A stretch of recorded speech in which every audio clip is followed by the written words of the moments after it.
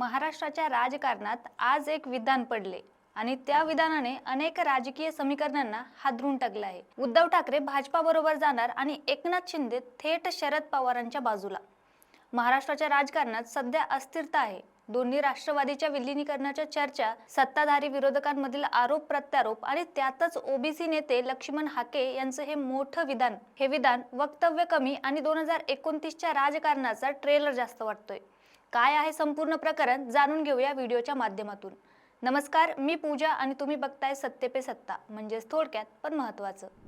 माध्यमांशी बोलताना लक्ष्मण हाके म्हणाले, 2029च्या विधानसभा निवडणुकीत उद्धव ठाकरे भाजपा बरोबर तर एकनाथ शिंदे शरद पवारांच्या बरोबर असतील आणि इथूनच सुरू झाली राजकीय खळबळ। पण हे बोलणारे लक्ष्मण हाके कोण आहेत? लक्ष्मण हाके म्हणजे ओबीसी आंदोलनातील सक्रिय चेहरा। त्यांचा थेट बेधडक वक्तव्यांसाठी ते ओळखले जातात। म्हणूनच त्यांचं हे वक्तव्य हलक्यात घेता येणार नाही।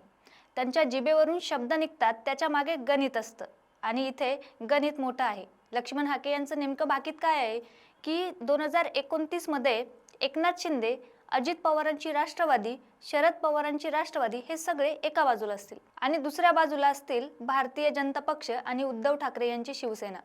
म्हणजे स्पष्ट शब्दात सांगायचं झालं तर Bhajpa plus Uddhav Thackeray versus Shinde plus दोन्ही राष्ट्रवादी।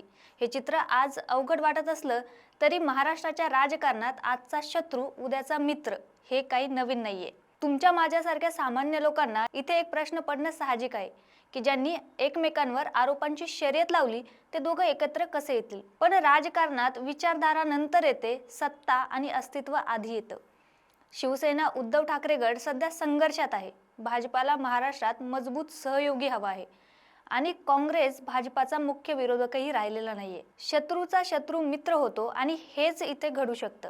लक्ष्मण हाके यांचं सगळ्यात मोठं विधान म्हणजे 2029 मध्ये एकनाथ शिंदे भाजपाच्या विरोधात असतील। खरं तर हे धक्कादायक आहे, कारण शिंदे आज भाजपासोबत सत्तेत आहेत, पण भाजपामध्ये शिंदेंचं स्वतंत्र अस्तित्व मर्यादित होत चाललंय।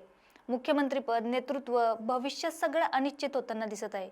राजकारणात ज्याला वाढू दिलं जात नाही तो वेगळी वाट धरतो आणि शिंदेंची ती वाट शरद पवारांकडे वळू शकते, कारण पवार म्हणजे राजकीय पुनर्वसनाचे मास्टरमाइंड। पुढे हाके म्हणाले, दोन्ही राष्ट्रवादी एका बाजूला असतील। हे मोठा संकेत आहे की विलीनीकरण असो किंवा आघाडी, अजित पवार गट आणि शरद पवार गट पुन्हा एकत्र होणारच। जर असं झालं तर महाराष्ट्रात एक मोठा राजकीय ब्लॉक तयार होईल। भाजपासमोर खरी लढाई उभी राहील। हाके यांनी मनसेवरही भाष्य केलं। मनसेचा सध्या बेसच राहिलेला नाही। राज ठाकरे यांनी भूमिका बदललेल्या आहेत।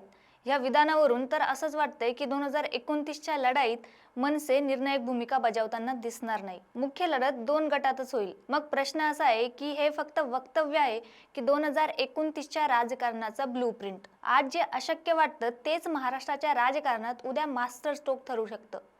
जसं की मी पहिलेच बोलले, राजकारणात कायमस्वरूपी शत्रू नसतात आणि कायमस्वरूपी मित्रही नसतात। फक्त कायमस्वरूपी असतो तो स्वार्थ।